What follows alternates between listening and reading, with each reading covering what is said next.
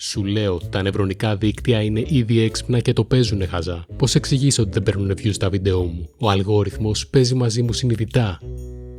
Πόσο σίγουρος είσαι? Εγώ νομίζω ότι είναι απλά προγράμματα που δεν ξέρουμε ακριβώς πώς δουλεύουν γιατί έχουν πολύπλοκα μαθηματικά. Τι θα λέγατε αν σας έλεγα πως ξέρετε ήδη πώς λειτουργούν τα νευρονικά δίκτυα? Σχεδόν τα πάντα ή τουλάχιστον ένα πολύ μεγάλο ποσοστό της μηχανικής μάθησης μπορεί να εξηγηθεί με τη βοήθεια της γραμμικής άλγευρας. Όπα, μη φεύγεις. Δεν θα δούμε τώρα ακριβώς πώς λειτουργεί η γραμμική άλγευρα, αλλά θα δούμε πώς συνδέεται με τον κόσμο της μηχανικής μάθησης και έτσι θα καταλάβουμε λίγο καλύτερα και τις δύο έννοιες.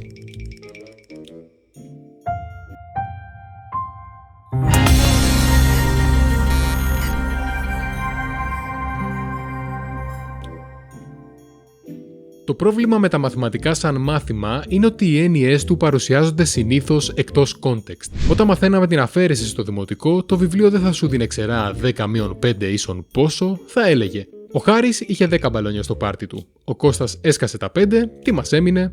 Η απάντηση είναι 5 μπαλόνια και ο Χάρης που κλαίει και δεν θα ξανακαλέσει στο πάρτι του τον Κώστα. Όμως, αυτή η λογική σταματάει πολύ νωρίς και καταλήγουμε να πρέπει να μάθουμε περίεργους συμβολισμούς και αποδείξεις θεωρημάτων των οποίων δεν καταλαβαίνουμε τη χρησιμότητα. Όμως, πόσο μπορείς να επιβιώσεις στον κόσμο της μηχανικής μάθησης όταν τα κενά σου στα μαθηματικά συγκρίνονται με το φαράγγι που έπεσε ο Μουφάσα? Παραδόξως αρκετά τώρα που το σκέφτομαι. Η αλήθεια είναι πως για να χρησιμοποιήσεις βασικές τεχνικές μηχανικής μάθησης μπορείς πολύ επίδοξα να αποφύγεις οποιαδήποτε επαφή με το μαθηματικό κομμάτι, καθώς υπάρχει πληθώρα βιβλιοθηκών που αυτοματοποιούν το μεγαλύτερο μέρος της διαδικασίας. Έτσι ο χρήστης ασχολείται μόνο με την είσοδο και την έξοδο ενός μαύρου κουτιού, αγνοώντας τα μαγικά που συμβαίνουν στο εσωτερικό. Όμως προκειμένου να σταματήσουμε να βλέπουμε τη μηχανική μάθηση σαν κάτι μαγικό και μυστήριο, χρειάζεται να αποκτήσουμε μια βασική αντίληψη των μαθηματικών εννοιών που τη διέπουν. Προτού όμως δούμε πώς συνδέεται η γραμμική άλγευρα με τη μηχανική μάθηση, ας βεβαιωθούμε ότι έχουμε το ίδιο λεξιλόγιο. Όταν αναφερόμαστε στη γραμμική άλγευρα, μιλάμε κυρίως για διανύσματα, πίνακες και τις ιδιότητές τους. Καλέ μας φυσικέ, θα μπορούσατε να μας εξηγήσετε τι είναι ένα διάνυσμα? Ευχαρίστως. Μεγέθη που γνωρίζεις όπως η μάζα και η θερμοκρασία ονομάζονται βαθμωτά ή μονόμετρα, καθώς μπορούμε να τα χαρακτηρίσουμε απλά με έναν αριθμό και την αντίστοιχη μονάδα μέτρησης. Αυτή η μπάλα έχει μάζα 2 κιλά και θερμοκρασία 25 βαθμούς Κελσίου. Τον αριθμό αυτό τον ονομάζουμε μέτρο. Υπάρχουν όμως και μεγέθη όπως η ταχύτητα που για να τα χαρακτηρίσουμε δεν αρκεί μόνο το μέτρο, αλλά θέλουμε και την κατεύθυνσή τους. Αυτό στη φυσική είναι ένα διάνυσμα και το βλέπουμε να αναπαριστάται σαν ένα βέλος που δείχνει κάπου στο χώρο. Ή όπως μας λέει η γεωμετρία, είναι ένα προσανατολισμένο ευθύγραμμο τμήμα. Επιτρέψτε μου να διαφωνήσω. Σαν πληροφορικός, ξέρω πολύ καλά ότι ένα διάνυσμα είναι απλά μια λίστα με αριθμούς στη σειρά.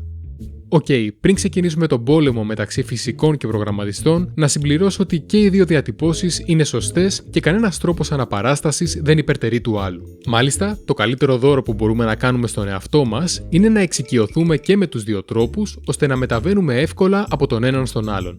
Ας δούμε ένα παράδειγμα. Στη φυσική, συχνά καλούμαστε να υπολογίσουμε τη συνισταμένη δύο δυνάμεων. Αυτό που βλέπουμε δεν είναι τίποτε άλλο από το άθροισμα δύο διανυσμάτων. Ο γεωμετρικός τρόπος αναπαράστασης του υπολογισμού της είναι να μεταφέρουμε την αρχή του ενός διανύσματος στο τέλος του άλλου και να υπολογίσουμε την τρίτη πλευρά του τριγώνου που σχηματίζεται. Το διάνυσμα με τις διακεκομένες γραμμές είναι η συνισταμένη των δύο δυνάμεων.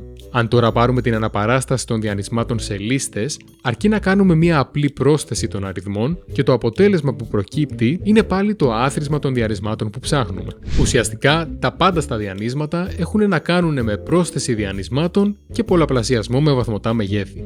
Τι σημαίνει ότι πολλαπλασιάζουμε ένα διάνυσμα με ένα βαθμό, με έναν αριθμό τέλος πάντων?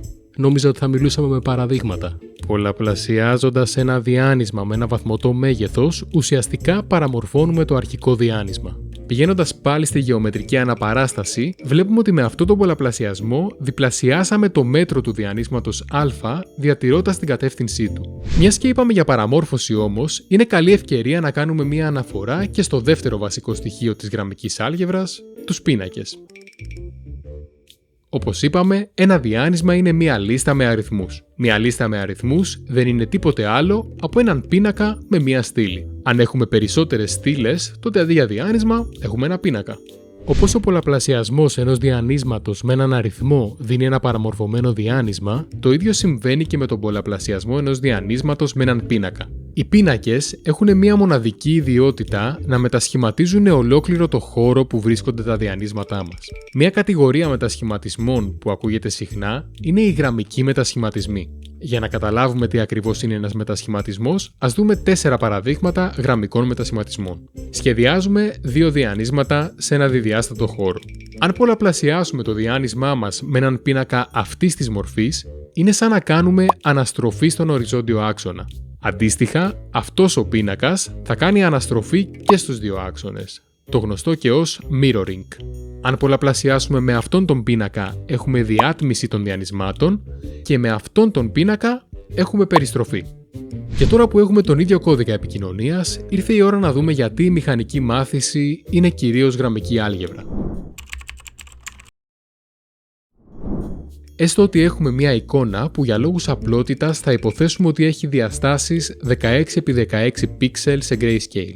Αν θέλουμε να δώσουμε την εικόνα σαν είσοδο σε ένα νευρονικό δίκτυο, θα πρέπει πρώτα να την αναπαραστήσουμε αριθμητικά. Οπότε θα δώσουμε μια τιμή σε κάθε pixel από 0 έως 255. 0 για το μαύρο χρώμα, 255 για το λευκό και στο ενδιάμεσο όλοι οι άλλοι τόνοι. Μπορούμε επίσης να κανονικοποιήσουμε τις τιμές στο εύρος 0 έως 1. Στη συνέχεια θα βάλουμε όλες τις γραμμές στη σειρά και θα τις μετατρέψουμε σε μια στήλη με 256 στοιχεία. Αυτό λοιπόν που φτιάξαμε είναι ένα διάνυσμα σε έναν χώρο 256 διαστάσεων. Βέβαια δεν είναι τόσο εύκολο να το αναπαραστήσουμε γραφικά, αλλά ισχύουν κανονικά όλες οι ιδιότητες που γνωρίζουμε για τα διανύσματα. Πέρα από την αναπαράσταση των δεδομένων, η γραμμική álgebra βρίσκεται και στην καρδιά του τρόπου λειτουργίας των νευρονικών δικτύων. Αυτή εδώ είναι μια τυπική αναπαράσταση ενός νευρονικού δικτύου. Αυτό το δίκτυο, για παράδειγμα, προσπαθεί να ξεχωρίσει εικόνες από χήνες και πιγκουίνους. Το δίκτυο αποτελείται από αυτά τα στρογγυλά που ονομάζουμε κόμβους και τις μεταξύ τους διασυνδέσεις. Κάθε κόμβος ενεργοποιείται υπό κάποιες συγκεκριμένες συνθήκες και ανάλογα με τους κόμβους που ενεργοποιούνται, βγαίνει ένα αντίστοιχο αποτέλεσμα. Οι συνθήκες αυτές καθορίζονται από μια συνάρτηση ενεργοποίησης που θα συμβολήσουμε με α. Το άθροισμα των συναρτήσεων κάθε επίπεδου μας λέει αν και κατά πόσο θα ενεργοποιηθεί ο επόμενος κόμβος. Όμως δεν έχουν όλοι οι κόμβοι την ίδια βαρύτητα. Για να δείξουμε πόσο σημαντική είναι η κάθε σύνδεση, αναθέτουμε έναν αριθμό που δηλώνει το βάρος κάθε διασύνδεσης. Ας το συμβολήσουμε με W. Επιπλέον, αν θεωρούμε ότι η κόμβη μας είναι πολύ ευαίσθητη στις αλλαγές, μπορούμε να προσθέσουμε και ένα bias, έναν αριθμό που μας λέει από ποια τιμή και έπειτα θεωρούμε αξιοσημείωτη μια αλλαγή. Αυτό θα το συμβολήσουμε με ένα B. Τέλος, όλα αυτά τα πακετάρουμε σε μια μη γραμμική συνάρτηση όπως η σιγμοειδής, της οποίας ο ρόλος είναι απλά να φέρνει τις τιμές μας σε ένα όριο μεταξύ 0 και 1. Οκ, μαζευτήκανε πολλές έννοιες σε αυτή τη σχέση, όμως θα δούμε ότι μπορούμε να την εκφράσουμε πολύ απλά με διανύσματα και πίνακες. Ας βάλουμε όλες τις συναρτήσεις ενεργοποίησης κάθε επίπεδου σε ένα διάνυσμα. Τα βάρη μπορούν να αναπαρασταθούν σε έναν πίνακα, ο οποίος όπως μάθαμε μετασχηματίζει το διάνυσμα που πολλαπλασιάζεται σε κάτι άλλο. Αυτό είναι το ζητούμενό μας. Και μπορούμε να προσθέσουμε και ένα άλλο διάνυσμα με όλα τα biases κάθε επίπεδου. Τα πακετάρουμε και στη σιγμοειδή μας συνάρτηση για να είμαστε συνεπείς και έτσι έχουμε μια κλασική σχέση με διανύσματα και πίνακες. Αν δεν πίστηκες ακόμα για τη σχέση της γραμμικής άλγευρας με τη μηχανική μάθηση, να σου πω πως και για την εκπαίδευση ενός νευρονικού δικτύου χρησιμοποιούμε διανύσματα. Τα βάρη και τα biases είναι διακοπτάκια τα οποία πρέπει να ρυθμίσουμε κατάλληλα ώστε το δίκτυό μας να δώσει το σωστό αποτέλεσμα. Στην αρχή όμως οι τιμές τους είναι εντελώς τυχαίες και γι' αυτό πρέπει να εκπαιδεύσουμε το δίκτυό μας. Δηλαδή να βρούμε την κατάλληλη τιμή για όλα αυτά τα διακοπτάκια. Για να το κάνουμε αυτό, πρέπει να καταλάβουμε και τι επίδραση έχουν οι αλλαγές που κάνουμε στην έξοδο του δικτύου. Πρέπει δηλαδή να αξιολογήσουμε το αποτέλεσμα του δικτύου. Διαφορετικά είναι σαν να βάλεις εμένα πάνω από μια κονσόλα ήχου. Ναι, μεν θα κάνω αλλαγές στα διακοπτάκια, αλλά το αποτέλεσμα είναι άλλη υπόθεση. Ένας πολύ κλασικός τρόπος αξιολόγησης είναι ο υπολογισμός του μέσου τετραγωνικού σφάλματος. Αυτή τη συνάρτηση την ονομάζουμε συνάρτηση σφάλματος και μας λέει πόσο κακό είναι το αποτέλεσμά μας. Αφού λοιπόν μιλάμε για κάτι κακό, θέλουμε να ελαχιστοποιήσουμε την τιμή αυτής της συνάρτησης. Μικρότερη τιμή, καλύτερο αποτέλεσμα. Φυσικά δεν θα βαράμε για ώρες στα τυφλά μέχρι να βρούμε μια καλή λύση, έχουμε μαθηματικά εργαλεία για αυτή τη δουλειά. Ένα εργαλείο ελαχιστοποίησης αυτής της συνάρτησης είναι η Gradient Descent. Μη σας πιάνει πονοκέφαλος με τους υπολογισμούς, θα δούμε στο περίπου τι κάνει στην πιο απλή της μορφή. Και μην ξεχνιόμαστε, θέλουμε να καταλήξουμε πάλι σε διανύσματα τώρα που τα μάθαμε. Το δίκτυό μας έχει 1598 βάρη και biases που καθορίζουν την απόδοση του δικτύου. Όμως επειδή είναι λίγο δύσκολο να σχεδιάσουμε ένα γράφημα 1598 διαστάσεων, ας υποθέσουμε ότι έχουμε μόνο 2 βάρη που θέλουμε να ρυθμίσουμε. Θα βάλουμε τις πιθανές τιμές των βαρών σε 2 άξονες και ας φανταστούμε ότι στον άξονα Ζ είναι το σφάλμα που ελαχιστοποιείται σε 1 ή περισσότερα σημεία του γραφήματος. Εφόσον ξεκινάμε με τυχαίες τιμές για τα βάρη μας, εμείς ίσως βρισκόμαστε κάπου εδώ, αλλά θέλουμε να πάμε εδώ που η συνάρτηση απολειών ελαχιστοποιείται.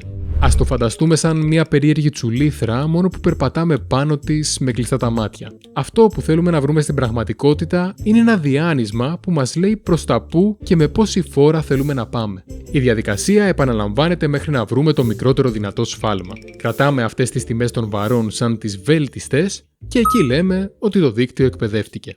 Η αμήχανη στιγμή που συνειδητοποιείς ότι μπορείς να καταλάβεις μηχανική μάθηση με μαθηματικά γυμνασίου. Τώρα πλέον ξέρεις τι κρύβεται πίσω από τη μαγεία ενός νευρονικού δικτύου.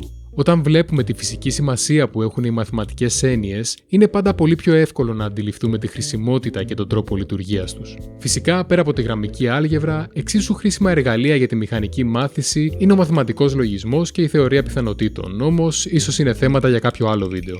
Τώρα μπορείτε να καταλάβετε καλύτερα πώς νιώθω όταν κάποιος κινδυνολογεί για το πώς θα μας υποδηλώσουν οι μηχανές. Στο μυαλό μου κάθεται η γραμμική άλγευρα και σκαρώνει τα σατανικά της σχέδια. Και δεν λέω τα μαθηματικά είναι τρομακτικά, αλλά όχι με αυτή την έννοια. Ταυτόχρονα όμως αυτό είναι που με ενθουσιάζει και τόσο πολύ. Είναι εντυπωσιακό πως μέσα από ένα σύνολο απλών κανόνων αναδύονται δεξιότητες που μας θυμίζουν κάποια μορφή νοημοσύνης. Θέλω πολύ να διαβάσω τη γνώμη σας στα σχόλια για αυτό το βίντεο. Σας βοήθησε να κατανοήσετε λίγο καλύτερα τις μαθηματικές έννοιες και τις αρχές της μηχανικής μάθησης ή δεν θέλετε να ακούτε ακόμα για τα μαθηματικά? Είμαι ο Φώτης και ήταν το Tech to Me About It. Μέχρι την επόμενη φορά, καλή συνέχεια σε ό,τι κάνετε.